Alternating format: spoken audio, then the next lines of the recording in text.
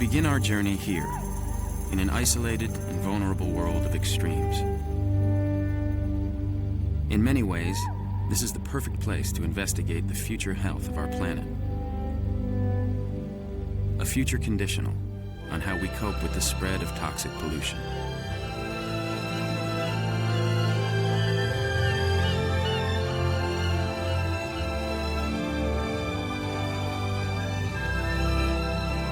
The Arctic is a place dominated by the rhythms of nature and the seasonal patterns of migration. It's a place of deep fjords teeming with life, and remote fishing villages governed by the endless cycle of strong tidal currents.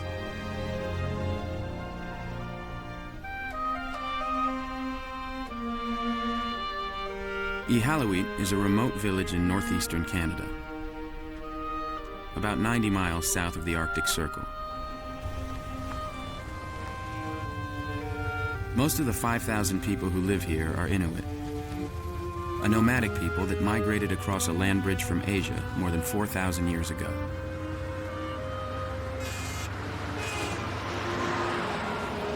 Though this is a community that has clearly entered the 21st century, rush hour traffic has never really been an issue. In fact, Iqaluit has less than 10 miles of roads.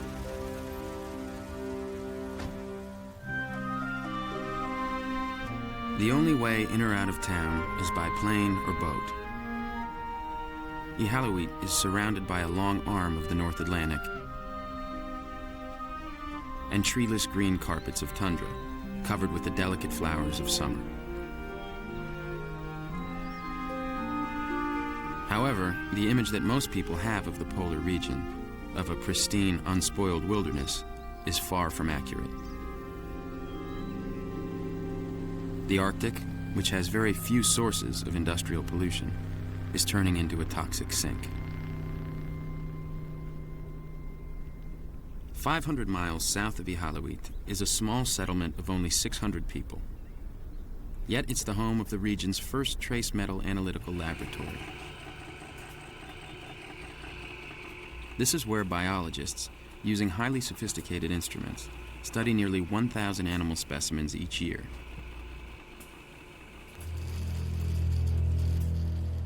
Incredibly, they show rising levels of the world's most hazardous chemicals: DDT, PCBs, dioxins, and mercury. Michael Kwan is the lab's chief toxicologist. Mercury levels in the Arctic environment in general is increasing, and so it is very important for us to closely monitor anything that people eat: fish, marine mammals, caribou, anything that's consumed by local Inuits. But where do these chemicals come from, and how did they get here? In a phenomenon scientists call the grasshopper effect, toxic pollutants released thousands of miles to the south evaporate in the warm climate, then ride the winds until they reach the cold air of the Arctic, where they eventually fall to the earth. It doesn't take long for the caribou to feed upon the tainted moss and shrubs of the tundra.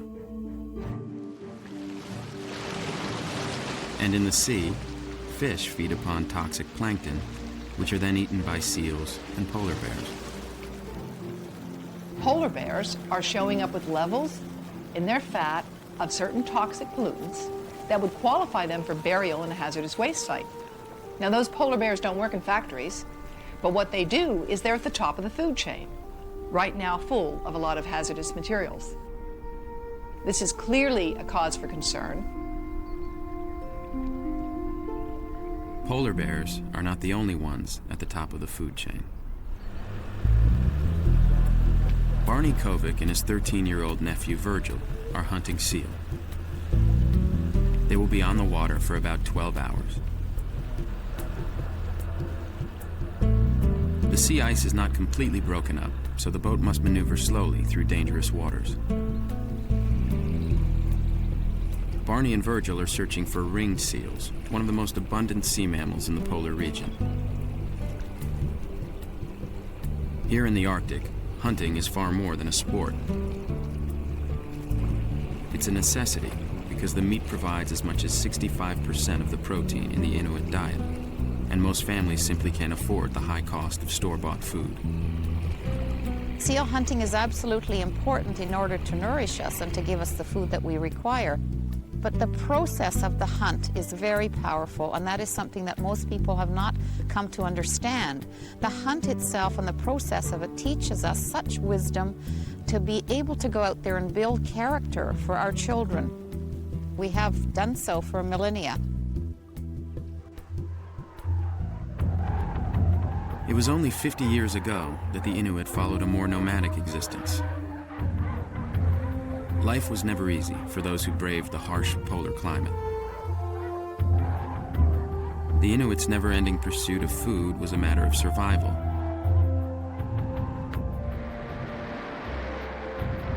For thousands of years, the sea was the Inuits' greatest source of sustenance.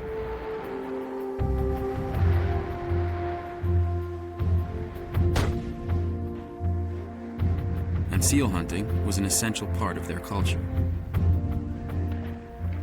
The hunt was also a learning experience, a skill handed down from generation to generation.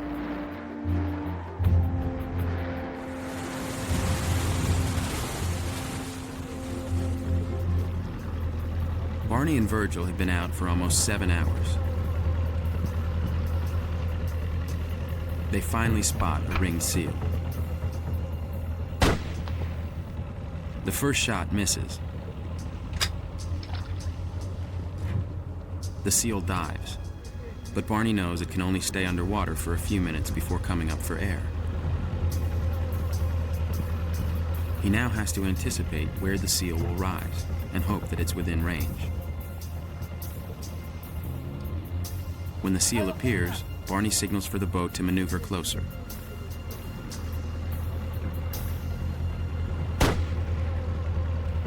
His patience is finally rewarded.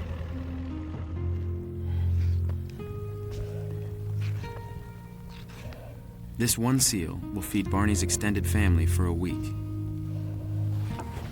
But recent studies show that Inuits have some of the world's highest levels of toxic chemicals in their bodies.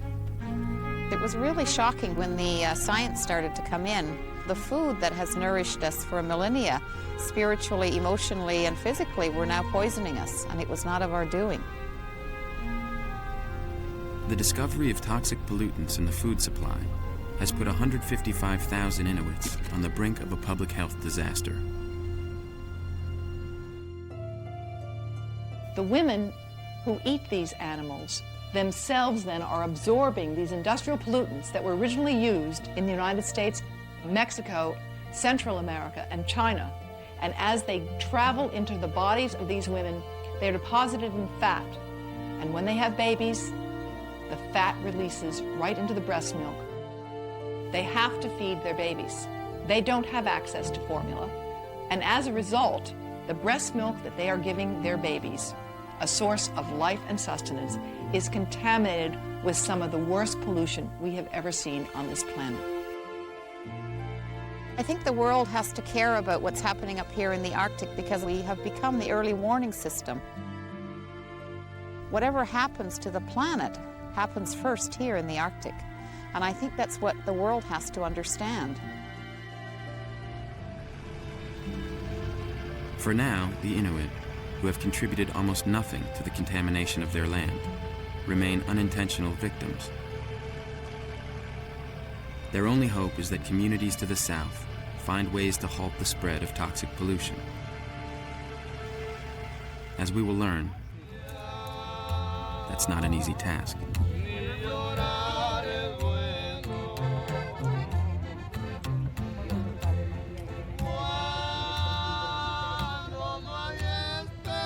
4,000 miles from the Arctic, November 2nd is known as the Day of the Dead.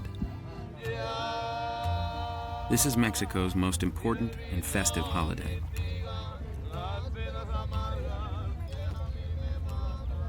Here in Tijuana, Families are joining together at the graves of their closest relatives to honor and celebrate their memories.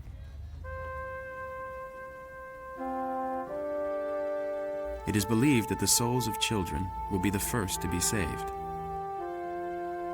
Food and gifts appropriate for their age decorate their grave sites.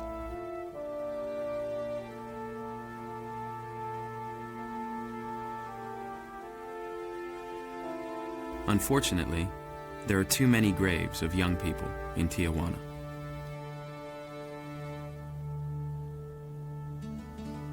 Not far from the center of town, along the border with the United States, is a tariff-free industrial trade zone. As a result of the border industrialization program that the U.S. and Mexico signed, as well as the North American Free Trade Agreement, we have here over 300 maquiladoras, foreign-owned companies that operate in this industrial park behind me.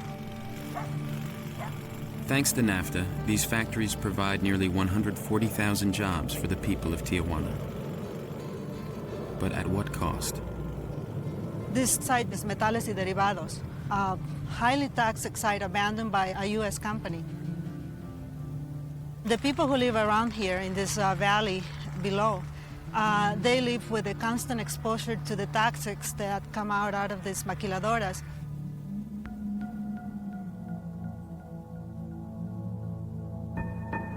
In 1994, the Mexican government cited this American-owned battery recycling plant for failing to dispose of hazardous waste. In response, the owner abandoned the location.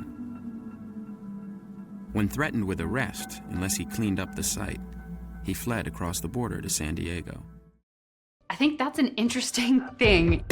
This one piece will make 52 layers. Watch on mobile devices or the big screen, all for free.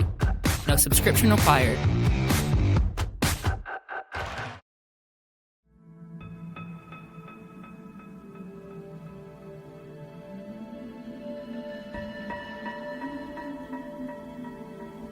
Left behind were over 46 million pounds of toxic waste, baking in the sun. It's been poisoning the soil and the air for more than a decade.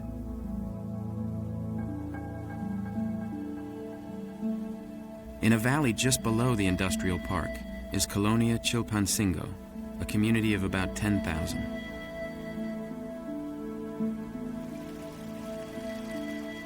When it rains, a nearby creek is flooded with chemical wastes from the industrial park. They include lead oxides, sulfites, heavy metals, sulfuric acid, and arsenic. As this highly contaminated waterway weaves its way through the shantytown community, it poisons everything and everyone in its path, including the community's only source of water. The health problems that people suffer from are, many of them are related to contaminants in the water.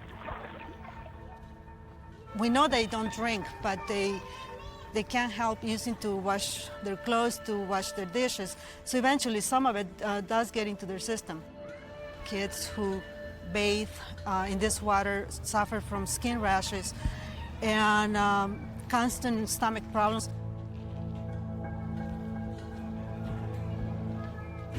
Over 90% of the children of Colonia Chilpancingo tested positive for elevated levels of lead in their blood. An abnormally high number suffer from birth defects.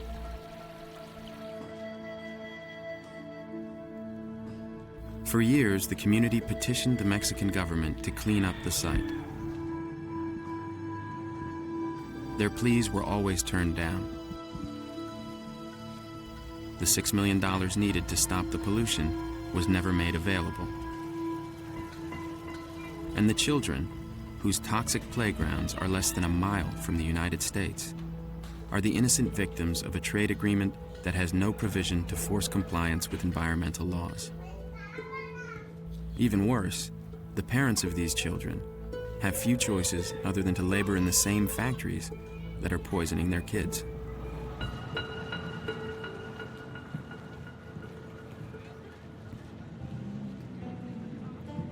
the end of the day, thousands of workers head home. Though their jobs pay about $15 for a 10-hour day, they still cling to the dream of living in a healthier and better place.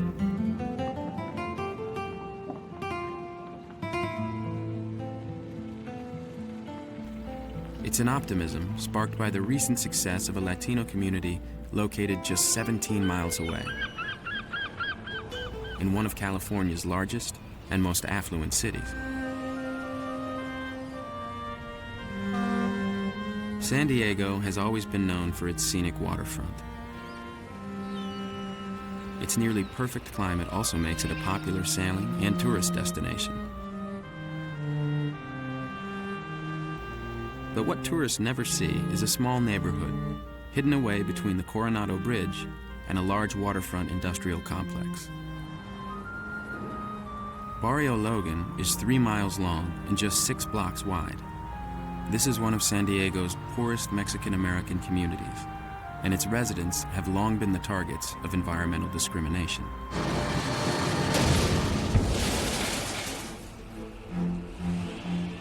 "40 years ago, the city of San Diego tried to force people out of Barrio Logan to make room for commercial development. Zoning laws were changed overnight. Small factories, junkyards, and auto wreckers were encouraged to move into the residential neighborhood. The community was outraged. The pounding every day, smash, smash, smash. Our house is slowly cracking. The walls in our house, the paint peeling is falling off. This used to be a very nice area at one time until somehow somebody said it'd be a nice place to make junkyards. Junkyards, industry, everything started happening. My community started kind of falling apart.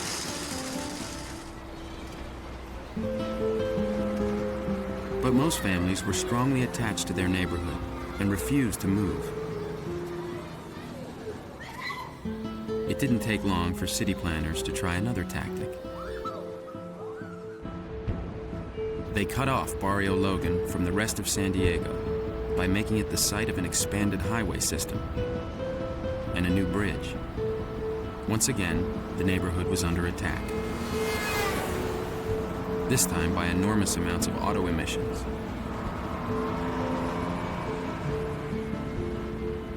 Salvador Torres, a local artist, remembers the community's frustration. Here we are, we're faced with pollution of our community. The freeways coming through, the bridge. Suddenly industry starts developing here, and with this comes the idea of our community being assaulted with toxins. Unable to stop the construction, anger surfaced. And when the city reneged on its promise to build a park under the bridge, the people of Barrio Logan demonstrated. We shall continue to fight, my friend. We shall continue to live, my brother. We shall continue to fight, my friend. They formed a human chain around the site and refused to leave until the city gave them their park. It was the first time that we had all come together in a sense of unity for ourselves and our community. Other than that, it had been very isolated. We believed it, we said it, we taught our children, but we didn't vocally come out. I think for the first time in my life, I saw some people that were very, you could see it in them, dedicated, committed, believing in something. We shall continue to live, my brother. We shall continue to fight, my friend. After a 2-week standoff, the demonstrators won their recreational area, which they proudly called Chicano Park.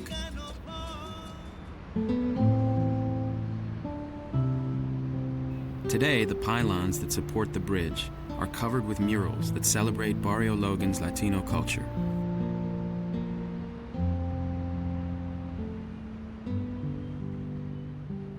Chicano Park, to me, represents the struggle of our community. This idea was to develop monumental murals that would represent our history, that would represent the feelings that we have growing up in this community, our successes and our failures, our victories. Though Barrio Logan won its battle for Chicano Park, it still struggles in its fight for clean air. Each day, hundreds of diesel trucks, nearly 300,000 cars, and dozens of factories operate in and around this residential neighborhood. Studies have been done across the country showing that people of color in low-income communities are much more subject to being the targets of industrial sources moving into those neighborhoods than into other neighborhoods. This has resulted in a variety of health impacts. Approximately 20% of the children in Barrio Logan have either asthma or probable asthma. The failing health of the children sparked a new community protest. This time, they went after Master Plating, a factory located in the residential heart of Barrio Logan that used hexavalent chromium, a known cancer-causing chemical.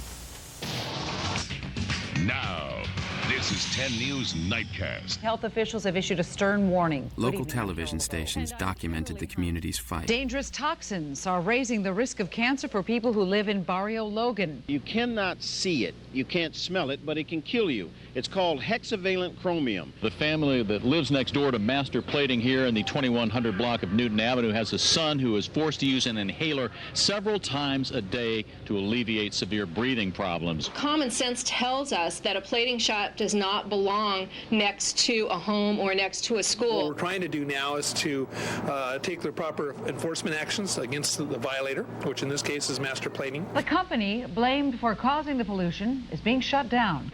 Master Plating is killing us. The refrain for a decade by residents of Barrio Logan. I'm happy for my family, but mainly my community. Because finally, after hundreds of meetings, scores of studies, dozens of protests, Master Plating is being shut down. This is what good politics is. You know, community and our representative, everybody. This is what it means to finally get something done, working together.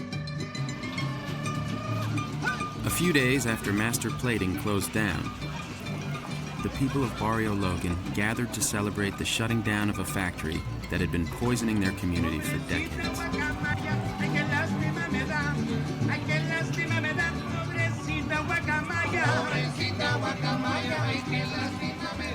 The celebration is to mark the closing of Master Plating and the reduction in toxic emissions from that facility. We're happy to report that there will be a 75% decrease in chrome levels at the houses around Master Plating, and that results in a much less of a cancer risk to residents in this immediate area.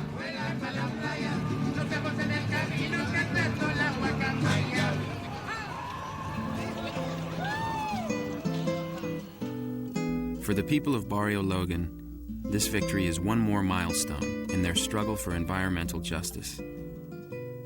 Their struggle against discriminatory zoning regulations, and their struggle to create Chicano Park. Barrio Logan's achievements may also serve as a wake-up call for a desert resort community located less than 150 miles away.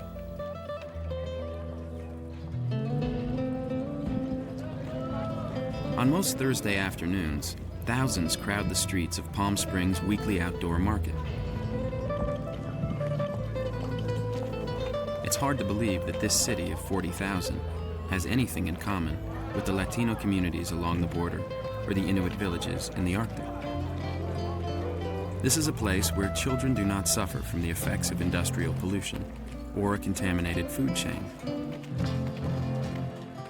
Yet within a few years, Palm Springs may be at the center of a serious public health emergency. 40 miles to the south, and rising out of a harsh brown landscape, is a vast body of water called the Salton Sea. It seems almost too good to be true. An inland lake in the middle of the desert.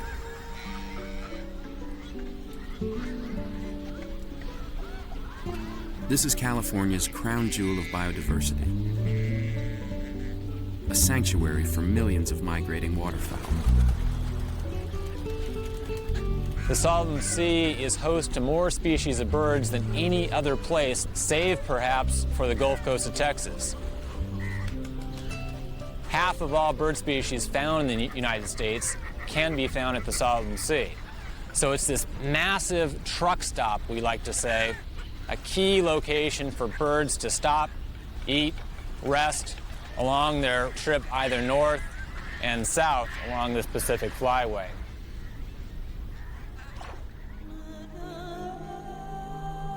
But as recently as 100 years ago, there was no water here. It was a huge, dried-out salt basin. The remains of ancient lakes that over time evaporated into the desert air.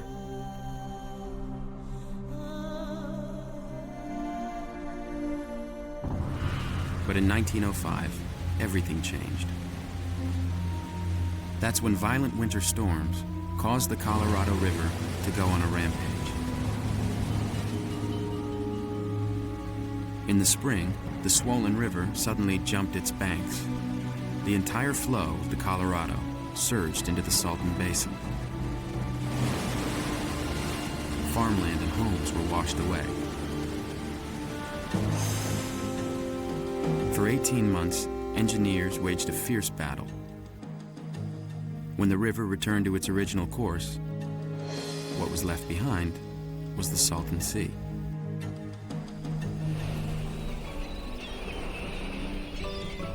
Today, this is the largest inland body of water in California. For 4 months, temperatures soar over 100 degrees. Over 6 feet of water is lost to evaporation every year. But unlike the lakes of ancient times, it hasn't dried up. This Salton Sea is very different than those previous Salton Seas. It's not this great lake that becomes massive and dries up and massive and dries up.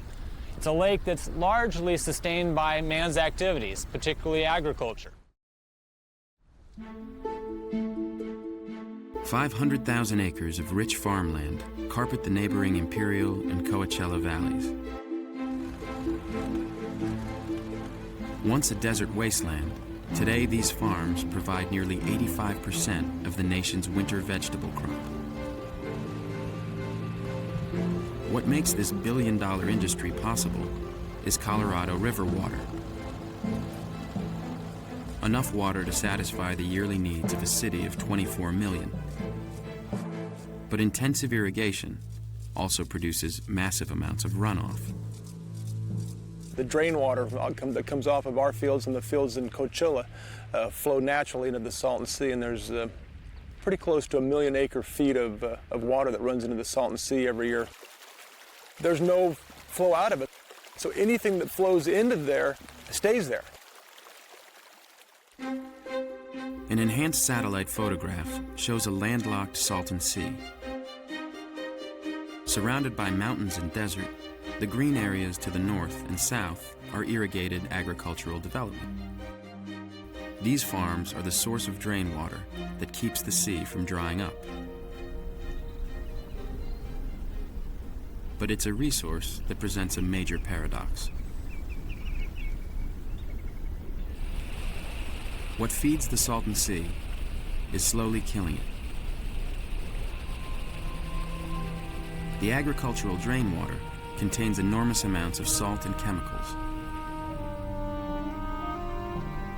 Over the years, it has become 25% saltier than the ocean.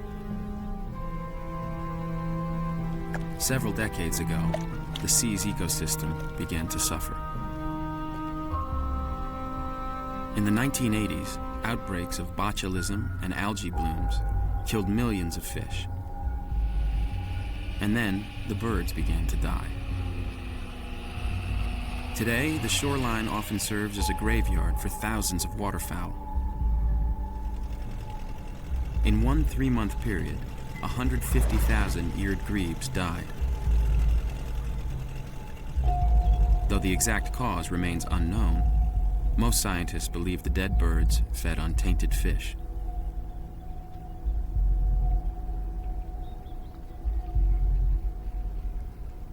What is known is that the die-offs changed the public's perception of the sea. The Salton Sea is a maligned resource in many ways because it's been discarded. It was well used in the 1960s as folks came out here, built marinas and developments around the shoreline, used the Salton Sea to fish and to boat and water ski. That heyday is now gone. If you go around the Salton Sea today, you see the remnants of the 1960s and the early 1970s. Those marinas and hotels are gone now and dilapidated now. And we don't have the visitation that we once did for all sorts of factors. One of them is folks' fear. Today, the biggest fear is that if the sea gets saltier, it won't be able to support any life. Robert Schrag from the California State Wildlife and Game Service is monitoring the fishery. Right now we're out gill netting, trying to find important information regarding age, size, weight, reproductive status. This is what we need to know to find out what's going on with the fish populations. Worst case scenario of the sea is it remains on the way it's going and basically becomes too salty to handle the fish so that they can reproduce. And if that happens, we're going to lose some of the fish-eating birds, actually most of the fish-eating birds. It's an important part of the ecosystem here. Though recent tests indicate the salinity of the sea is still low enough for fish to reproduce, there exists another serious threat. And it's all about who owns the rights to Colorado River water.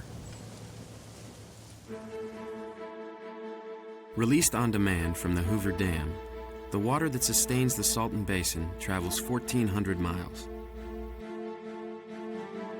Just before the river crosses into Mexico, much of its volume is diverted into a series of canals, eventually bringing life to the farms of the Imperial and Coachella valleys. Today, these farms consume half of California's share of Colorado River water, more than Los Angeles and San Diego combined. This has long been the focus of legal battles with the water-starved communities of Southern California. In the West, for you to establish a right to water, you have to get to it and use it. The environment, unfortunately, doesn't have as much standing as farmers and cities and the like, particularly along the Colorado River. In an historic agreement, farmers have agreed to sell to San Diego County enough water to satisfy the needs of 2 million people each year. But this has also trapped the Salton Sea between the needs of its fragile ecosystem and the conflicting interests of farmers and developers. For every drop of water being moved to the urban California coast, to San Diego, that means 1 drop less of water flowing into the Salton Sea. Keeping the Salton Sea alive isn't necessary for us to keep farming, and in some ways it's almost detrimental, because if the Salton Sea is to be mandated to stay alive, then we have to be careful of the quality of our drain water that goes off there. And from a farming standpoint, we look at it as an agricultural sump to which it was designated. If those flows stop coming to the Salton Sea, we'll see an immediate decline in the fishery and an immediate decline in the health of the Salton Sea and our ability to sustain the environmental bounty that we currently sustain. One of the things that I'm concerned about with the Salton Sea is that as the flows into the sea are reduced, the sea will get smaller. And as the sea gets smaller, lake bed will be exposed. Estimates are somewhere between 70 and 100 square miles of lake bed won't be covered with water anymore. What exactly are the consequences of an inland sea drying up? Should the people living near the Salton Sea be concerned? And what can we learn from an event that happened 7,000 miles and a world away from California? Here, in a remote corner of Uzbekistan, in Central Asia, the nearest body of water is almost 90 miles away. Yet, in this seemingly uninhabited wilderness, there exists an extraordinary sight. A vast graveyard of boats in the middle of the desert. These are the abandoned skeletons of a once proud and prosperous fishing fleet.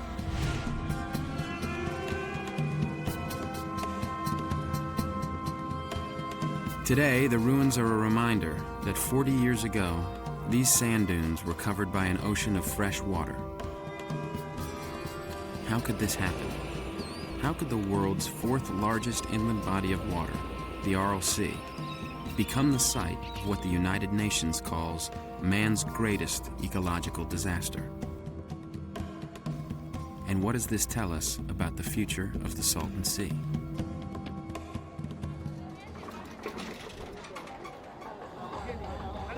Our story begins in the ancient city of Samarkand.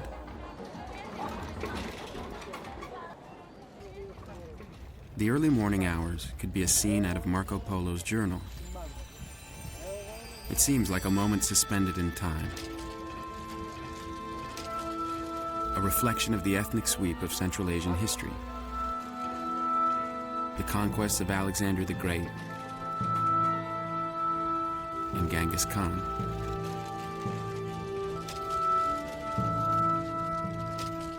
These are the descendants of nomads who lived 2,500 years ago, when Samarkand was at the crossroads of the greatest trade route in history. The legendary Silk Road. Desert caravans connecting China and Rome brought with them not only an exchange of goods, but new ideas, new cultures, new religions. Though the Silk Road traders and marauders are long gone, their spiritual and cultural legacies remain.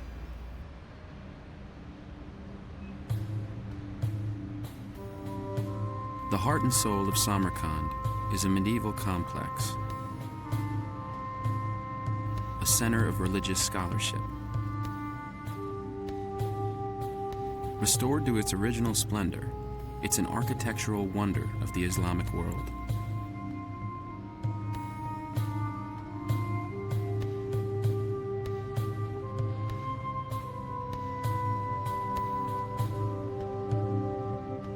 And beyond these walls is a country and a people surrounded by ancient history. A people caught between their Silk Road heritage and the pressures of the 21st century.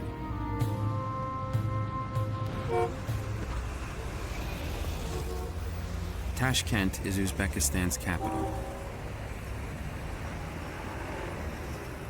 Home to nearly 3 million people, this is Central Asia's most modern city.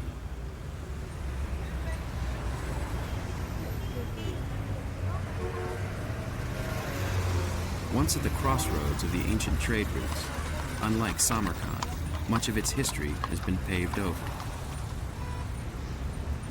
Tashkent's wide avenues are a gift from the country's most recent conqueror, the Soviet Union. Though the Soviets have been gone since 1991, they left behind yet another legacy. A legacy based on their demand that Uzbekistan become a major producer of cotton.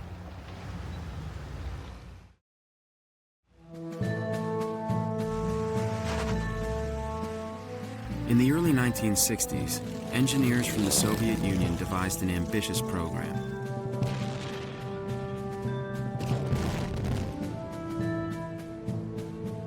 They decided to reshape the desert, to turn sand into cotton, to help save the Soviets' failing economy.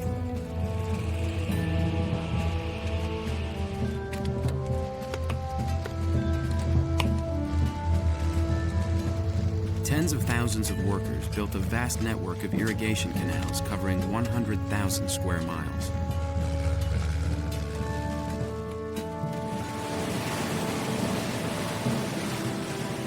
Water laced with fertilizers and pesticides was pumped onto the land.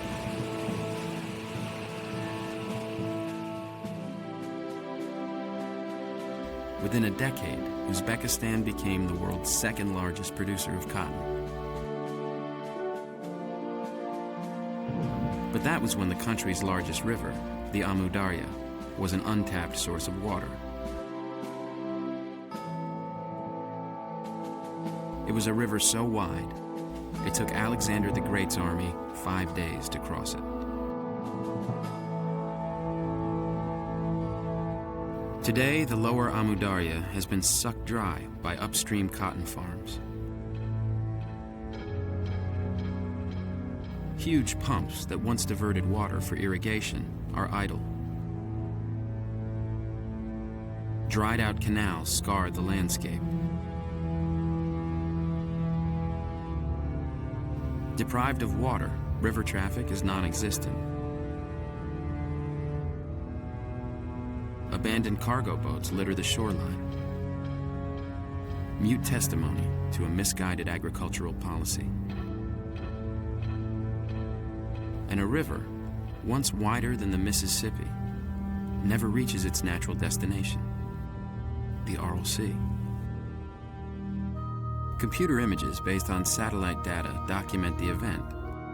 As an expanding cotton industry consumed almost all the water flowing into the Aral Sea, it began to shrink. In just over 3 decades, an ancient and thriving ecosystem was half its original size. Before the collapse of the Aral Sea, a fleet of Soviet trawlers worked these rich waters. They were joined by fishermen from all over Central Asia. Each year, they brought in over 50,000 tons of fish. Every day, hundreds of boats pulled into Moynyak, Uzbekistan's largest port. Their holds filled with over 20 different species of fish. Conveyor belts carried their cargo directly into dockside processing plants. At its peak, the canneries produced over 12 million tins of fish a year and employed 3,000 people. Moynyak's population grew to over 40,000.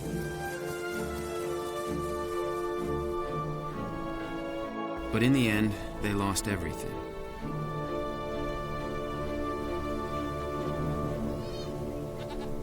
Today, Moynyak is a virtual ghost town, now 90 miles from the receding shores of a barren, lifeless sea.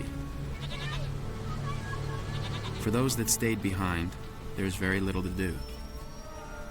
They are part of the Karakalpak population, a proud people with their own ethnic traditions, language, and culture.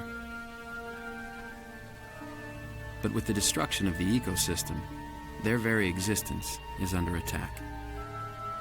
Moynyak, the city that's been most affected by the Aral Sea crisis, has never been an easy place to live. The attachment to the land is very strong. This is their homeland. The Karakalpak people have been here. This is their identity, this land. And for them to try to move now, to find another place is not easy. Not very far from Moynyak, Guldasbey Jumamuratov and his family are gathering cotton. Once this was a season of great promise.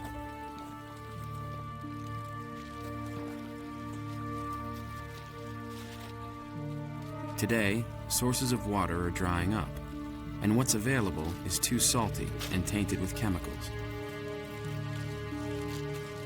Guldasbey has worked his ancestral farm all his life. When he was the age of his grandchildren, this small farm would yield 4 tons of cotton. Now they are lucky to gather half that amount. The family has no other choice than to struggle on or to join the hundreds of thousands who have moved to the shanty towns that surround the Aral Sea.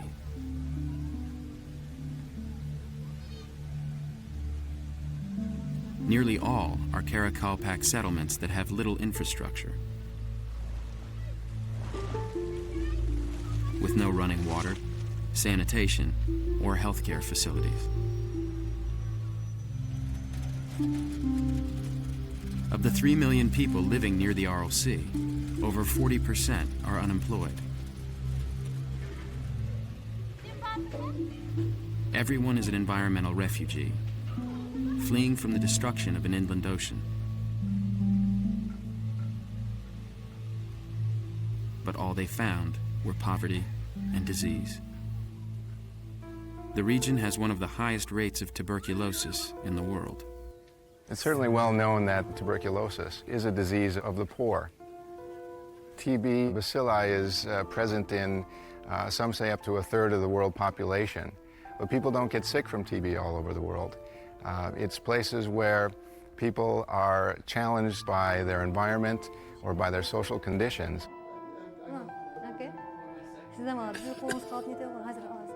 Tuberculosis is a disease that preys upon the weak and malnourished. It doesn't discriminate between age or sex. In recent years, drug-resistant strains of TB have developed. Difficult to treat effectively for the former fishermen, canners, and cotton farmers of Moignac. The prognosis is not very hopeful. However, tuberculosis is not the only health problem spawned by the collapse of the Aral Sea. Every year, windstorms sweep across the exposed seabed, picking up millions of tons of toxic salt and the residue of agricultural chemicals, including DDT. This legacy of the cotton industry has left behind the planet's highest concentration of airborne pollutants. Villages are covered with lethal dust. Surface water and communal wells are contaminated. The most seriously affected are women and young children. Uzbekistan faces a tragedy of enormous proportion. The mothers and fathers who will create children in Uzbekistan themselves have bodies that have heavy levels of certain metals and pollutants that we understand have an effect on their capacity to become parents, as well as influencing the health of the children that they may produce. Dr. Oral Ataniyazova is the director of the Center for Human Reproduction and Family Planning. She and her staff are trying to cope with an unprecedented environmental crisis. The Aral Sea crisis is, I think it's not only environmental crisis, this is a big human crisis because we have now third generation of people who are living in such a polluted area. 25 years of contaminated water and air are taking a toll. 90% of pregnant women suffer from anemia. Not unlike the Inuit of the Arctic, their breast milk contains high levels of agricultural chemicals. The effect on infants is devastating. 5% of newborns have birth defects. 10% will die before their first birthday. I think the Aral Sea crisis is one of the dramatic examples on what could be happen if the environment and the irrigation system is mismanaged. And for the people of Uzbekistan, the death of the Aral Sea has become a never-ending nightmare.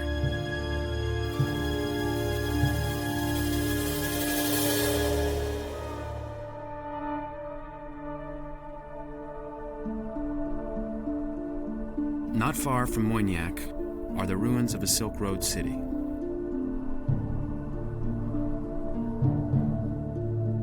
A nearby cemetery dates back to the time of Genghis Khan.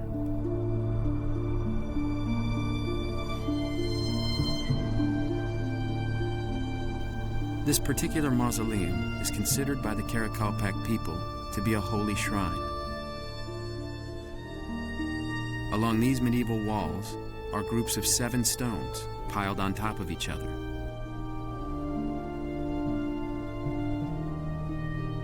Placed there by an occasional and hopeful visitor, it is said that when each stone falls, a wish is granted.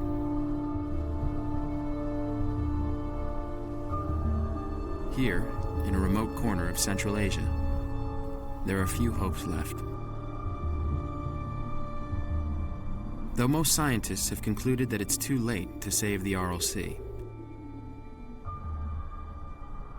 it does serve as a graphic warning for the people of Palm Springs, who may live in the path of a potential storm of toxic dust.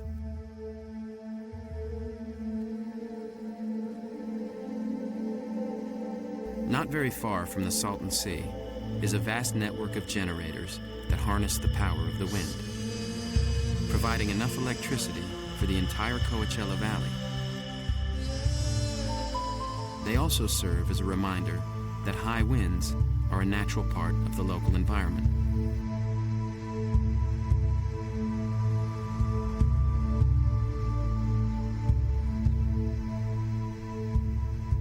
As the Salton Sea begins to recede, toxic dust storms will inevitably come off the dried-out lake bed.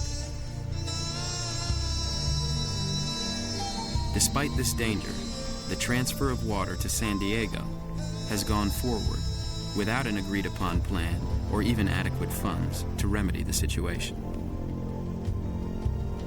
The Salton Sea, while it's California's largest lake, it's in this corner of California that people don't pay a lot of attention to. Unfortunately, those folks that don't pay a lot of attention to it today may have to in the future. As the sea recedes and we have these environmental problems, increasingly that's going to directly affect their lives. And they may not be concerned about the 400 species of birds here. They may not be concerned about the prolific fishery.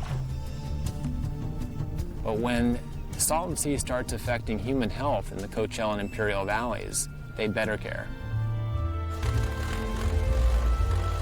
Though there are no easy answers or quick solutions to severe environmental problems, we now know that it's necessary to strike a balance between economic development and what nature can safely provide. We know that children who are born into poverty lack good nutrition, lack access to health care. And if in addition to those basic problems, they also are growing up in a more polluted environment, they're really at double jeopardy. We also know that many communities are struggling with forces well beyond their control.